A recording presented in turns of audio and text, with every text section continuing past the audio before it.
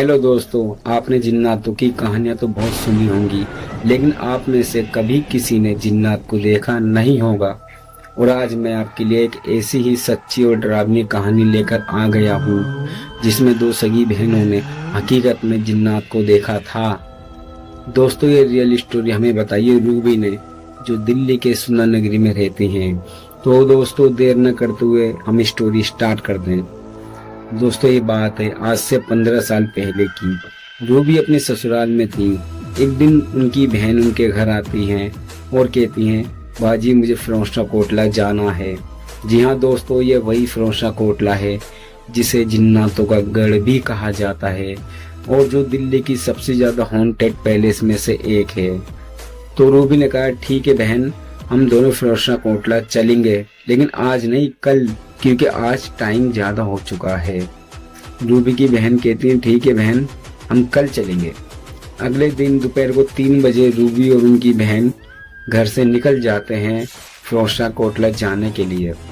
1 घंटे का सफर करने के बाद दोनों बहन फिरोजशाह कोटला पहुंच जाती हैं। फिरोजशाह कोटला के अंदर जाने के बाद वो देखती हैं कि यहाँ पर तो बहुत कम लोग हैं। तो वहां से एक आदमी निकल के जा रहा होता है। तो रूबी उस आदमी से कहती है, भैया यहाँ पर क्या इतने ही लोग आते हैं? तो वो आदमी कहता है, बहन तुम आज सोमवार वाले दिन आई हो, तुम किसी दिन जुमेरात वाले दिन यानी कि बृहस्पतिवार वाले दिन आना, उस दिन तुम्हें यहाँ पर पैर रखने की भी जगह नहीं मिलेगी। इतना कहकर वो आदमी वहां से चला जाता है और रूबी की बहन फिर फिरोजशाह कोटला के अंदर जाती है और अंदर जहां पर वो बना हुआ है।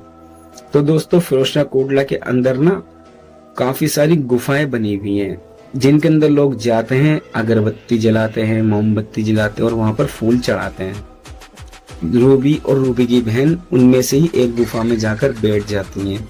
दोस्तों, गुफा की लंबाई करीब करीब 10 से 12 फीट की होगी और ऊंचाई ज्यादा होती नहीं है उसकी।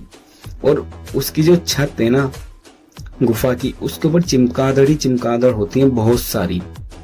तो रूबी और रूबी की बहन वहां जाकर बैठ जाती हैं। सामने बस एक मोमबत्ती जल रही होती है और बाकी सब जगह अंधेरा होता है। अब रूबी और रूबी की बहन जब वहां फिरोजशाह कोटला पहुंचती है तो उन्हें वहां पर पहुंचते पहुंचते 4 साढ़े 4 का टाइम हो जाता है। अंदर बैठ के दोनों बहनें बात कर रही होती हैं और बातों में दोस्तों उन दोनों बहनों को पता ही नहीं चलता कि कब मगरिब का टाइम हो चुका है। दोस्तों, मगरिब का टाइम उसे कहते हैं जब दिन और रात दोनों मिलते हैं ना, यानी शाम का टाइम, उसे मगरिब का टाइम कहा जाता है। तो उन दोनों बहनों को पता ही नहीं चला कि मगरिब का टाइम कब हो गया। दोनों बहनें बैठ के बात ही कर रही थीं कि अचानक से पीछे से किसी की आवाज आती है, ए लड़कियों, क्या कर रही हो तुम यहाँ पर? तुम्हें नहीं पता मगरिब का टाइम हो चुका है और मगरिब के बाद यहाँ रुकना सख्त मना है, चलो भागो यहाँ से।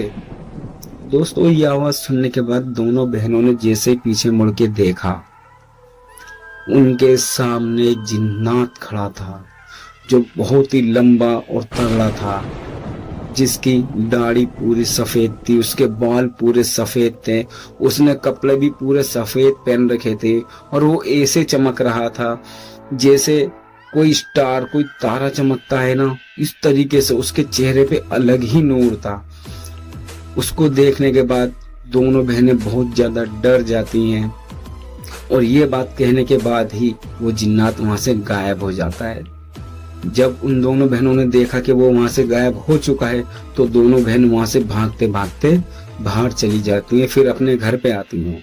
तो दोस्तों, इस कहानी से हमें बस यही पता चला कि हम जब भी फिरोजशाह कोटला जाएं तो मगरिब से पहले वहां से वापस आ जाएं, क्योंकि मगरिब के बाद वहां जिन्नात आने लगते हैं। और शायद दोस्तों वो अच्छा ही जिन्नात था जिसने इन दोनों बहनों को थोड़ा सा डांट कर वहां से भगा दिया। अगर कोई बुरा जिन्नात होता तो ना जाने इन दोनों बहनों का क्या होता। दोस्तों, अगर आपको हमारी ये रियल और सच्ची कहानी पसंद आई हो तो प्लीज हमारे चैनल को सब्सक्राइब करें।